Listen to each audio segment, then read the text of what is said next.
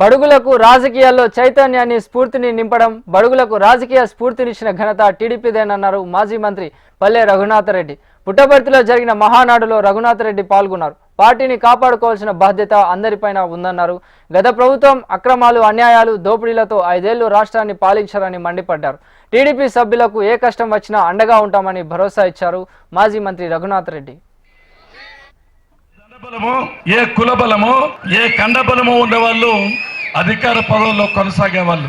స్వర్గీయ నందమూరి తారక రామారావు గారు తెలుగుదేశం పార్టీ స్థాపించిన తర్వాత కుల, మత, వర్గ, వర్ణ విచక్షణ లేకుండా ఈనాడు ఎస్సీలు, ఎస్టీలు, బీసీలు, మహిళలు, మైనారిటీలు ప్రతి ఒక్కరూ ఎంపీటీసీ నుంచి సాక్షాత్తు మంత్రి వరకు పదవులు కొనసాగుతున్నారంటే రాజకీయాలు చైతన్యాన్ని, ఒక స్ఫూర్తిని, ఒక అవగాహనను, ఒక ఆలోచనను రేకెత్తించేది ఈ పవిత్రమైన తెలుగుదేశం పార్టీ అని చెప్పి ఈ సందర్భంగా మీకు గుర్తు చేస్తున్నాం.